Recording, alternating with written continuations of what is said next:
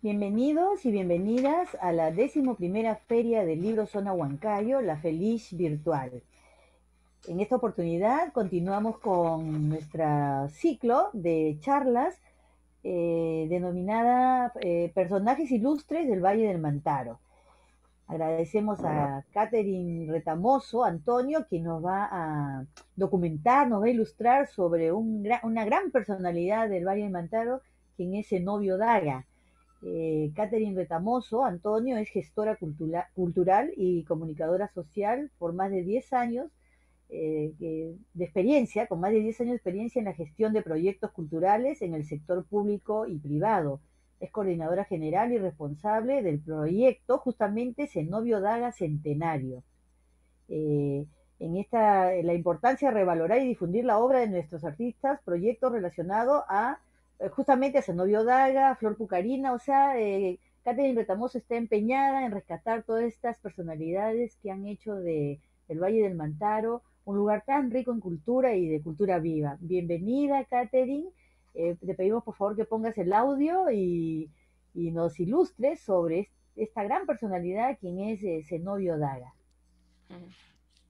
Sí, muchísimas gracias, Doris. Muchísimas gracias por la invitación. También al señor Willy Mateo, yo estoy contenta, me siento también orgullosa, ¿no? De que la feria tenga su 11ª edición y ser parte de ella, pues también me hace sentir muy, muy feliz porque también he sido parte muchos años de esta organización y pues saludo mucho el empeño y este programa tan nutrido que pues va a hacer que Huancayo vuelva a vivir un poco de felicidad, ¿no? A través de las palabras o también de la reflexión, ¿no? Que es lo que hace la literatura en nuestras vidas. Bueno, yo hoy día quiero hablar, voy a hablar sobre la importancia del rescate que debemos tener muy en cuenta de nuestros artistas en la música tradicional, ¿no? Yo he estado detrás de un proyecto, he ejecutado un proyecto relacionado a Zenobio Daga Zapaico, que es un músico mayor del Valle, de Huancayo, que le ha dado un sentimiento a Huancayo y a la población a través de la música, a través de su música que él ha compuesto, un gran compositor, un gran maestro de la música. Y bueno, yo quiero también, además de hablarles de este proyecto, hablarles lo que hay detrás de este proyecto.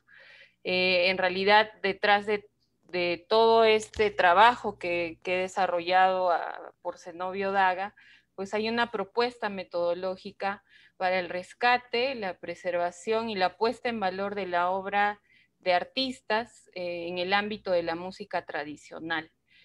Todo el trabajo que yo he hecho con Zenobio lo he hecho para validar esta metodología que pues puede servir para otros artistas, ¿no? Como bien lo mencionaba Doris, hay muchos artistas en Junín, en el Valle y en el Perú que están corriendo este riesgo de ser olvidados, ¿no? De que no los estemos difundiendo, que no estamos difundiendo su música. Entonces, esta es una propuesta metodológica que surge a raíz de todo este trabajo que he desarrollado con Zenobio Daga. Entonces, quiero hablarles un poco de esta metodología y de los pasos que he seguido y también explicarles cómo es que ha ido el trabajo con Zenobio, ¿no? En primer lugar, hablar sobre la importancia, ¿no? Del patrimonio cultural inmaterial, que es el patrimonio musical, ¿no? Muchos autores coinciden que todos estos sonidos que nosotros escuchamos, producimos, conservamos, pues son fruto de nuestra herencia sonora, ¿no? Pero la herencia sonora de un sonido cultural, ¿no? De un producto cultural. Y esto es pues la música de Zenobio Daga también. Entonces, los sonidos forman también una visión del mundo, ¿no? Eh, como Zenobio, como Zenobio Daga era, ¿no? Él creaba en su tierra, en su entorno, en su valle, y era como él también entendía la vida, ¿no? Como él miraba el mundo, ¿no? Él lo expresaba a través de la música. Entonces, teniendo en cuenta que nuestra herencia sonora es muy determinante también en nuestra conformación, en nuestra identidad, en nuestra vida en comunidad, pues se construye, ¿no? Toda esta metodología. Entonces, esta metodología tiene 10 etapas, ¿no? Una primera etapa, que es la identificación del artista, ¿no? ¿A quién vamos a revalorar, a preservar su obra, ¿no? Primero viene por un ejercicio de cómo identificamos. Entonces, aquí, por ejemplo, la tarea fue casi solitaria, ¿no? Pero en realidad lo ideal es que sea en un conjunto de instituciones, de personas, etcétera, que puedan hacer este ejercicio de identificar a qué artista se necesita hacer este trabajo. Entonces, surgieron muchos nombres, ¿no? Del bagaje que yo tenía de conocimiento de la música en el Valle, y aparecieron muchos nombres, ¿no? Y en particular Zenobio Daga. Entonces me puse a investigar un poco los homenajes, si había algún trabajo anterior que trataba de revalorar su nombre, y pues encontré algunos nada más, ¿no? A comparación de, por ejemplo, Picaflor de los Andes o Flor Pucarina, que todos los años tienen siempre homenajes, tienen siempre actividades en nombre de ellos.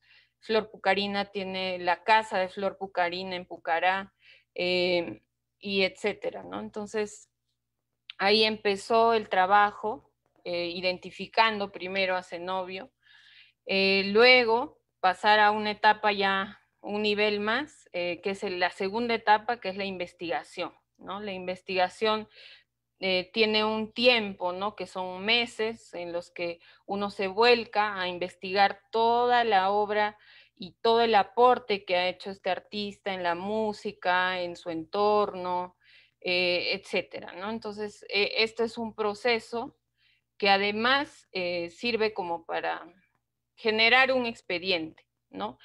Puede ser un expediente para declarar la obra del artista como patrimonio cultural de la nación, o para postularlo a otras instituciones que también resguardan el patrimonio cultural musical. Entonces, en este caso se construyó el expediente para la declaratoria de su obra como patrimonio cultural de la nación, que se logró en febrero del año pasado, que salió la resolución, y su obra pues ya es declarada Patrimonio Cultural de la Nación, ¿no? El aporte de Zenobio Daga ha sido invaluable para la música del centro, ¿no? Y esto también se debe a su maestría, ¿no? A su talento, a su conocimiento técnico de la música. Toda su música, por ejemplo, está escrita en partituras. Él escribía música, componía, ¿no? Era un compositor nato, y estructuró, gracias a este conocimiento técnico de la música, estructura el ritmo del guaylas, que es ahora el guaylas moderno que conocemos, y él decía, ¿no? Podrán hacer todos los guaylas que quieran, pero el ritmo, yo lo he creado, y es cierto, porque él estructuró, gracias a este conocimiento, la estructura, el ritmo, ¿no? Entonces de ahí parte ya toda esta evolución que vemos del guaylas moderno. Luego, también tiene un aporte grande a las orquestas típicas, ¿no? Las orquestas estaban conformadas por arpa, violín y hasta guitarra, ¿no? Clarinetes. Él en su afán innovador también en la música, entrega este aporte de insertar el saxo tenor en la orquesta típica, ¿no? Junto a Pablo Pastor Díaz, que también inserta el saxo en la orquesta. Entonces, este también es un aporte, porque no solo es insertar el instrumento, sino es cómo conjuega, cómo suena con los otros instrumentos y cómo se escribe la música, ¿no? Entonces, todo ese conocimiento le permitía a él como maestro hacer todas estas innovaciones en la música, ¿no?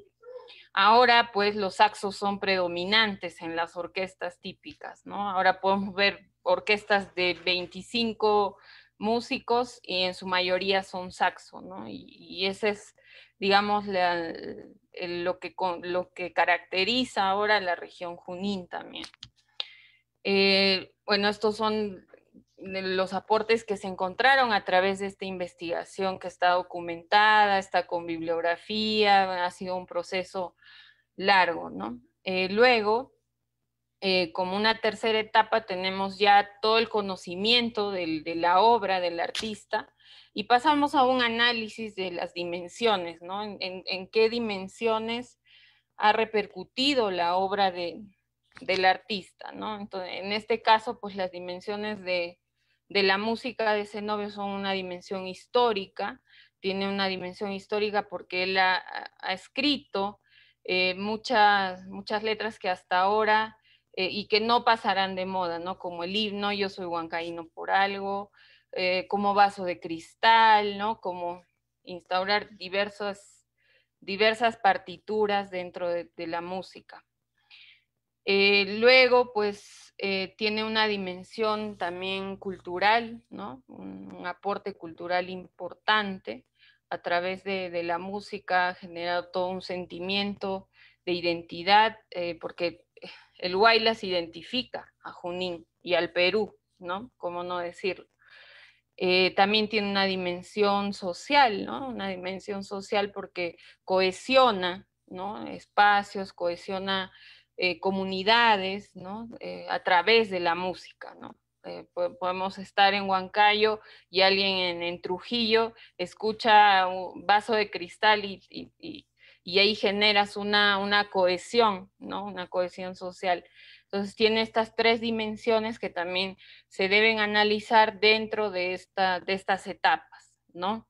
Luego viene ya después de conocer, de analizar las dimensiones, pues viene ya el momento de hacer un listado de actividades y proyectos culturales en torno a la obra del artista, ¿no? En este caso, en torno a la obra de Zenobio, pues ha habido muchas actividades que crear, que imaginar, que proponer, ¿no? Varias de ellas las hemos desarrollado, como por ejemplo conversatorios en torno a su obra, con importantes representantes de la cultura del Valle, del Perú, etcétera.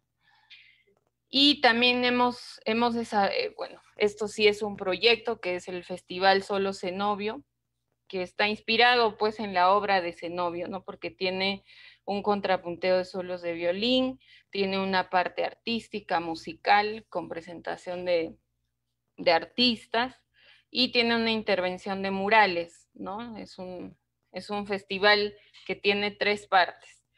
Entonces, este festival se ha podido desarrollar gracias a los estímulos económicos para la cultura del Ministerio de Cultura. Luego también hay pues una serie de actividades más, por ejemplo, hay la publicación de un libro, está la producción musical, ¿no? El disco, que seguramente ya en unos siguientes meses vamos a tener noticias, porque esto está a cargo está bajo la dirección de Pío Altamirano, que pues también está haciendo un gran trabajo. También dentro de las actividades hay un documental, ¿no? Que también haga un trabajo de que quede, ¿no? Constancia de la historia, del aporte de Zenobio a través de un documental. Y bueno, esos son algunas de las actividades, de hecho hay más, pero es un ejercicio después de analizar todo lo que tenemos del artista, pues hacer el listado de actividades y proyectos. Luego, nosotros ya tenemos los proyectos, las actividades y todo esto lo plasmamos en un ecosistema cultural, ¿no? Como ya teníamos las dimensiones, que tenemos tres dimensiones en el caso de Zenobio, ahora estas dimensiones las juntamos, las unimos con estas actividades y creamos un ecosistema cultural donde, por ejemplo, el festival tiene una dimensión cultural, tiene una dimensión social y está, ¿no?, dentro de este ecosistema que se va a crear alrededor de la obra del artista, ¿no? Este ecosistema nos sirve para que nosotros podamos, que, que puedan complementarse las actividades y los proyectos, ¿no? Y puedan lograr esa trascendencia que queremos hacer. Luego ya de conformar todo este ecosistema cultural, pues viene un trabajo de la gestión de la comunicación, ¿no? Como seguramente podrán ver, tenemos el fanpage de Zenobio Daga Centenario, ahí vamos a poder ver todo el trabajo en comunicación que se ha hecho, porque es muy importante el trabajo de gestión de la comunicación. Luego ya viene la sexta etapa, que es la gestión de públicos. Es una gestión donde identificamos, ¿no?, a los públicos a los que estamos dirigidos y hacemos diversos planes para estos públicos, ¿no? Luego una etapa 8, ya viene una etapa de evaluación del proyecto, ¿no? Cómo nosotros tenemos herramientas para evaluar, ¿no?, cómo hemos llegado, tener diversas, no sé, encuestas, opiniones, ¿no?, de todo lo que hemos realizado y de todo eso poder nosotros tener una retroalimentación del proyecto en sí. Luego ya terminando las etapas de la metodología viene una etapa 9, que es la etapa del cronograma, y la etapa 10, que es la conformación del presupuesto, ¿no?, que son tareas un poco más de escritorio y de gestión, ¿no?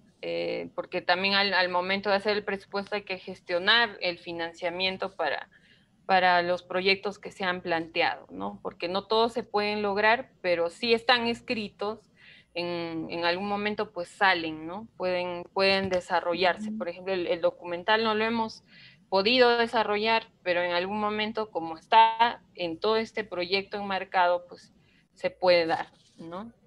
Muy bien, Así es. muy bien, y yo pienso que ni Zenobio se hubiera imaginado que hubiera inspirado tanta investigación, ¿no?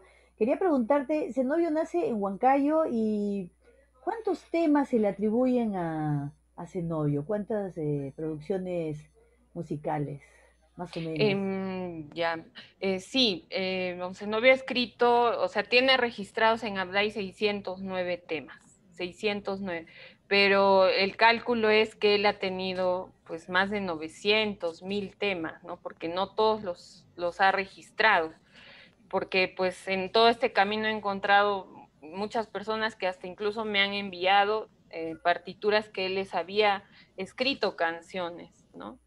Hay una Y, anécdota de sus hijos que cuando él estaba en el hospital internado, pues le había compuesto una canción a la enfermera que lo cuidaba, ¿no? Hasta el final, don Zenobio se fue creando y pues eso da cuenta de que pues fueron muchísimos temas más, ¿no? Así es. y gracias a la virtualidad, pues en este momento nos están viendo pues en Europa, en África, etcétera, en Asia, ¿no? Y en todos los rincones de América Latina. Y muchas personas no saben lo que es el Wailers, ¿no? El Wailers, que es un ritmo típico de Huancayo, de la zona de Junín, ¿no? ¿Y qué diferencia habría con con los otros ritmos que también tiene Jauja, creo, ¿no? La tunantada, la mulisa. ¿Cuál sería la especificidad del Wailers? Claro, cada uno tiene una propia naturaleza, ¿no? El Huaylas nace del campo, de la cosecha, ¿no? Es una danza de la tierra, ¿no? Que nace de ahí. Y la tunantá es por ejemplo, en Jauja es una danza mucho más social, ¿no? Que viene de digamos, de una pluriculturalidad particular, ¿no? La música también es muy distinta, ¿no? La música acá es viril, es huanca, como quería que sea don Zenobio, sus guaylas son así, ¿no? Tienen mucha energía, son fuertes. Entonces él quería demostrar esa fuerza huanca, ¿no? Que tiene acá los huancas. Entonces, eso es, digamos, de donde nacen las danzas es distinto, ¿no? Tienen sus Ujú. propias naturalezas, a la vez las dos son hermosas, son lindas, y además es que es la naturaleza también, ¿no? Es el valle, el Huaylas es el valle también. Entonces es el enamoramiento, es también, o sea, ya cuando sale el Huaylas del campo al escenario, es donde se aprecia pues este cambio, ¿no? Del ritmo también, ¿no? Donde se estiliza, Quizás, se quizás en el baila más. futuro quizás en el futuro sean ensayos de género sobre el wildlife, porque el masculino es muy fuerte, ¿no? Pero lo que queremos, lo que podemos sí afirmar es que el wildlife se responde al espíritu huanca, como tú dices, y al espíritu que tenía una personalidad como Zenobio, ¿no? Para terminar, porque ya nos gana el tiempo, ¿qué quisieras ratificar o decir sobre Zenobio Daga, ¿no? Sobre su importancia? Sí, bueno, yo primero, donde esté, pues, don Zenobio, agradecerle porque es un ancestro que me ha permitido hacer un trabajo que va a servir también para otros artistas como él, ¿no? En primer lugar, eso creo que nunca lo he hecho en público, pero ahora le estoy agradeciendo así con todo el corazón. Y bueno, para finalizar, pues invitarlos, ¿no? Invitarlos a que conozcan la música de él, a que la difundan, a que la compartan. Creo que esa es la única manera que nosotros vamos a poder encontrarnos, ¿no? En nosotros mismos, nuestras raíces. Y yo creo que eso nos ha dejado, don Zenobio, ese sentimiento, ¿no? Esa forma de apreciar el valle, esa forma de recordar nuestras raíces. Así que, pues, Mm. quería igual compartirles esta metodología así de manera tan rápida, pero que creo que puede servir. Seguramente en los siguientes meses ya se estará publicando y bueno, ya seguro lo podremos compartir.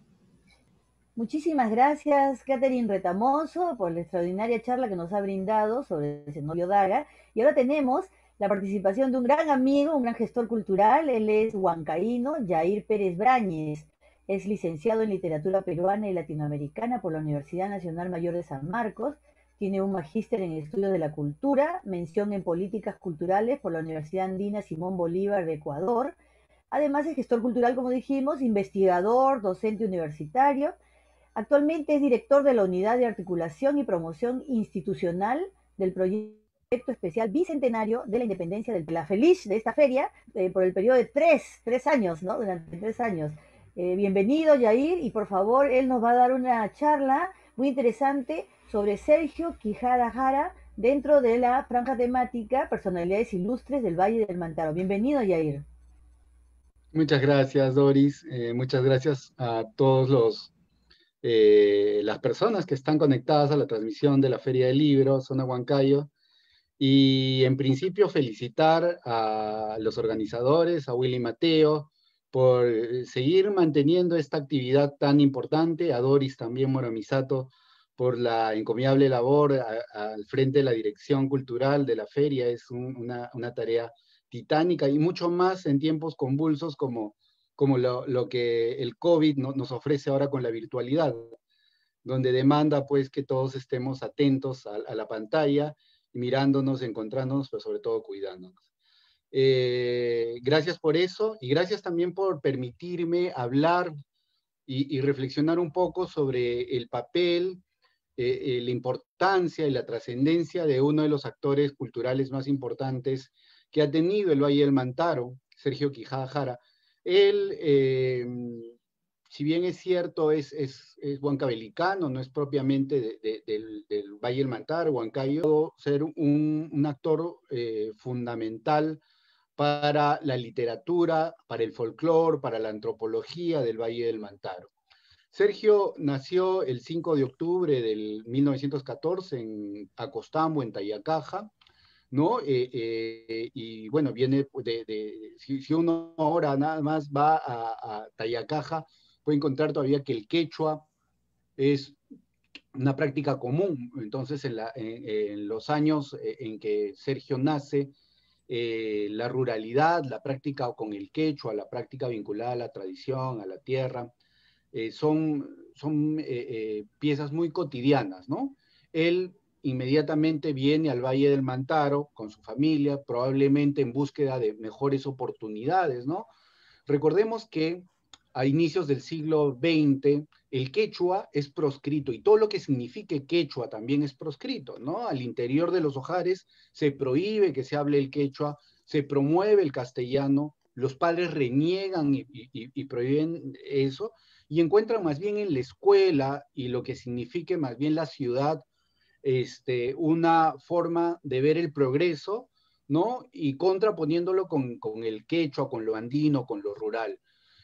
Creo que por ahí comienza un poco el traslado de Sergio Quijada Jara a la ciudad de Huancayo, igual que muchas personas de Huancavelica que vienen en esta época buscando mejores posibilidades y fundamentadas en la educación. Él estudia en la Escuela 511, Sebastián Lorente, ¿no? Que lleva el nombre, pues, del fundador del Colegio Santa Isabel, ¿no? Y luego estudia en el Colegio Santa Isabel. Y termina la secundaria buscando, pues, su familia seguramente, esta forma de progreso fundada en la educación en Lima, ya en el Colegio Guadalupe.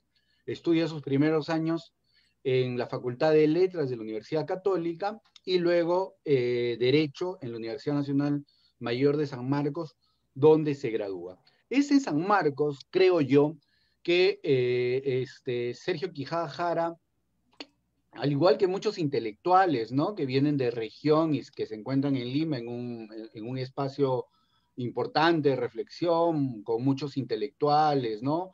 Basadre, Porras Barnechea, gente de su generación misma, que él comienza a interesarse o a traer al papel las reflexiones de su patria natal, de su primera patria, ¿no? Como lo llama y llama a Huancavelica, a Tayacaja, y como bien lo reitera Shirley Ríos, que es una estudiosa importante de Sergio Quijada Jara, al igual que Loisa Quijada, la hija de don Sergio, que ambas siguen manteniendo vigente los aportes de Sergio Quijada. Entonces, en este clima sanmarquino universitario, Sergio Quijada comienza a recopilar un poco de las prácticas que recuerda de su comunidad, de Tayacaja, de Huancavelica, las fiestas, ¿no?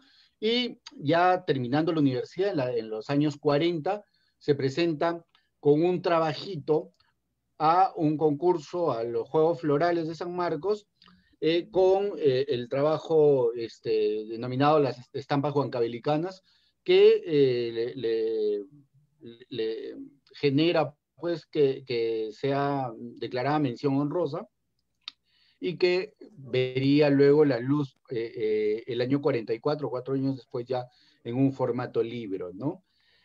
Con el nombre de Estampas Huancavelicanas. Este es el libro, el primer libro de Sergio Quijada Jara y, perdón, un libro importante porque comienza ya a recopilar y a mostrar en este libro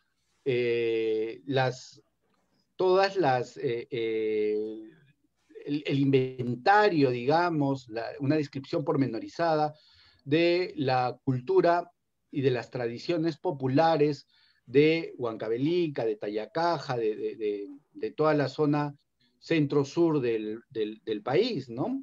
Recopilando las fiestas, las danzas, los cantos, las adivinanzas, toda esta serie de literatura oral, ¿no? Generando una suerte de enciclopedia del mundo andino de este momento del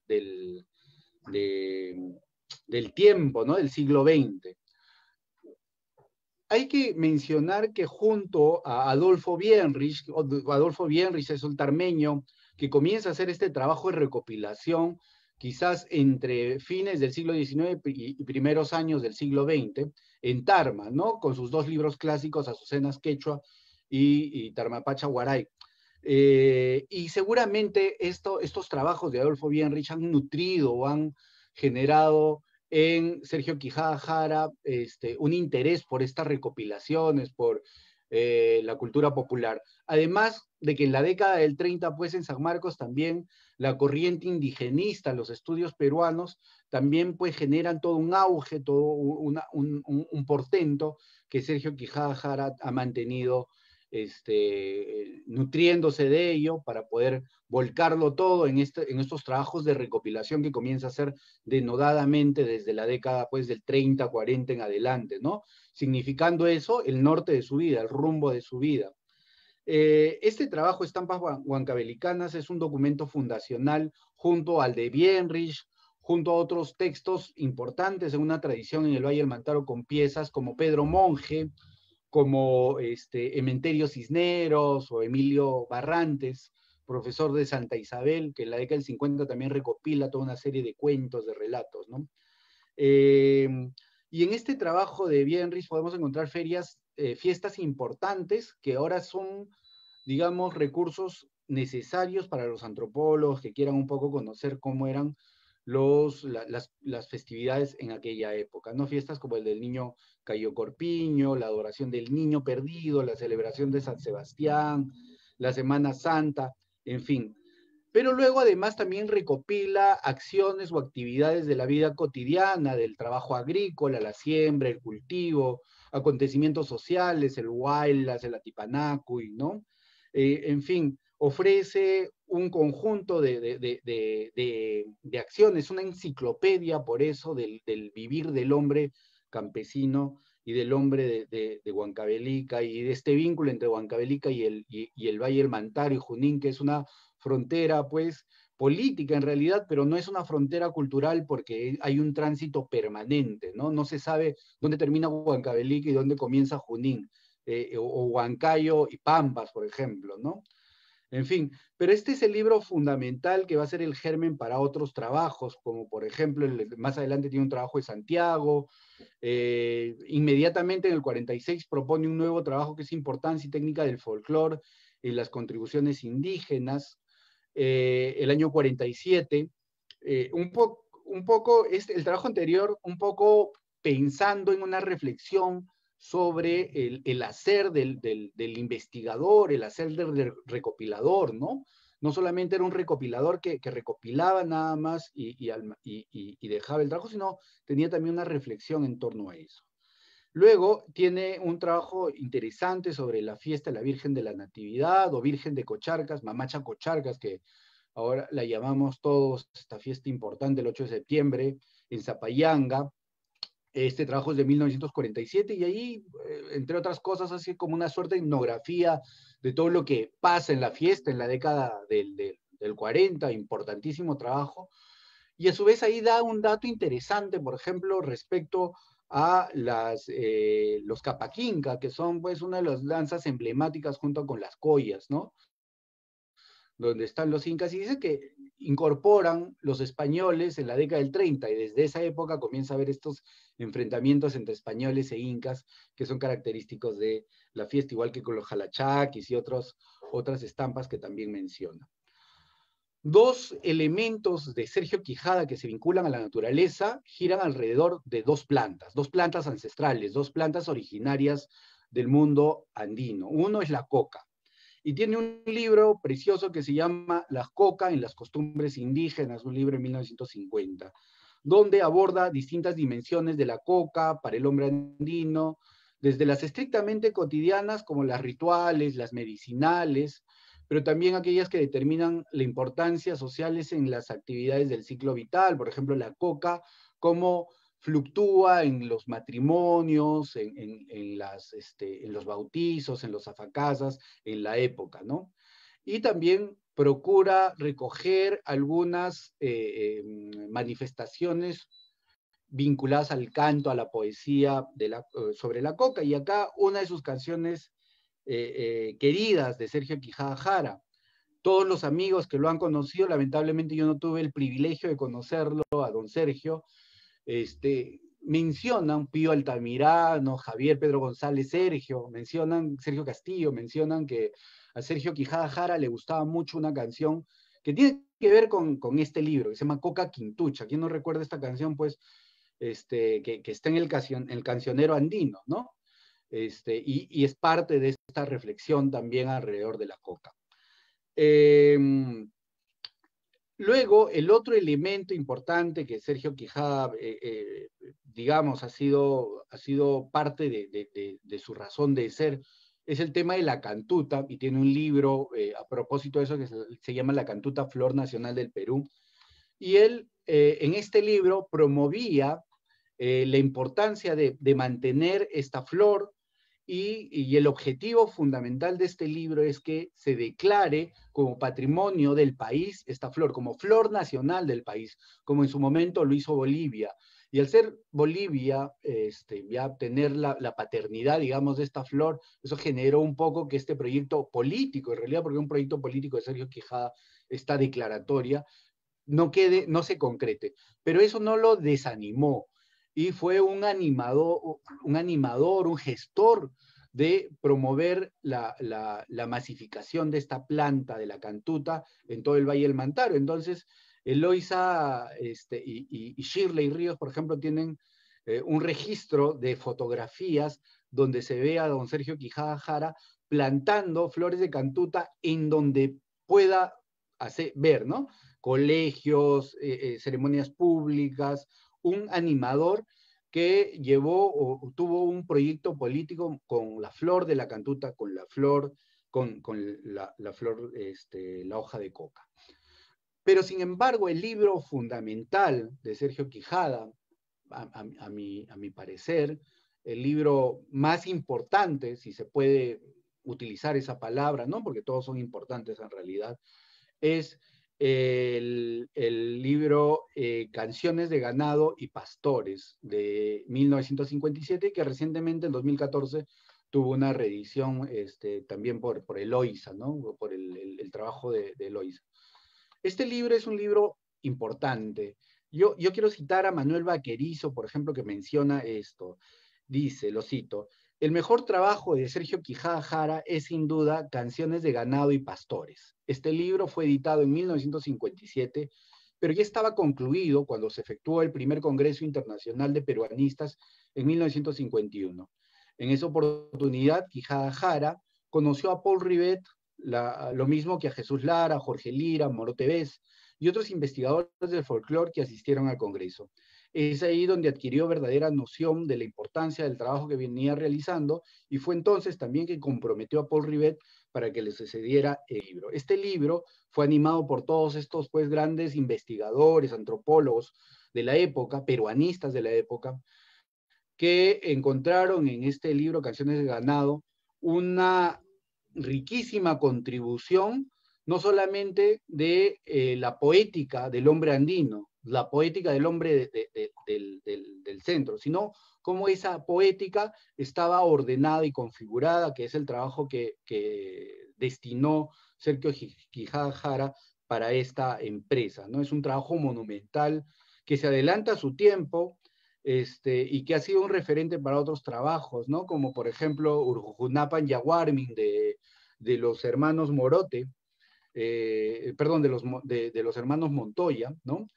Y que fue en realidad, o sea, el trabajo de Sergio Quijada, un trabajo de recopilación de 10 años de música, de cantos, de el Valle del Mantaro, de Huancavelica, ¿no? Y donde había mucho peso del trabajo alrededor de los animales, ¿no? Y comenzó a ordenar estas recopilaciones también de forma temática, donde habían pues cantos para los animales, cantos para las plantas, cantos de amor, de dolor, de fiesta, de Santiago, y los recopilaba en quechua, pero también se aventuró, igual que lo hizo Adolfo Bienrich, a proponer una traducción al castellano, pero una traducción más bien poética, no tanto literal al quechua, ¿no? Ese trabajo es fundamental, hasta ahora sigue sirviendo mucho para poder conocer un poco la poesía andina, la poética del hombre, del hombre andino, y varios de las canciones, pues ya que no están, que no están dentro del cancionero popular vigente, se han mantenido ahí y ahora hay algunos músicos que las rescatan y las tocan y las cantan, ¿no? Este ha sido un trabajo también importante porque ha desprendido otros trabajos más alrededor de la música. Por ejemplo, tiene un trabajo sobre Taita Shanti en 1974, Cantos sobre aves, ¿no?, en 1970, El lenguaje del trago en 1965, en fin. Luego, Sergio Quijada también ha tenido un trabajo en poesía. Ha sido un poeta quizás no tan difundido, porque más le ganó la personalidad de investigador, de recopilador, ¿no? Tiene 4 libros de poesía, Trilogía de Adolescentes, Suspiros del Silencio, el otro es Reliquias de Madre y finalmente Deshojando la Rosa, donde una poesía bucólica, vinculada a la tierra, a la familia, muy, muy romántica, ¿no?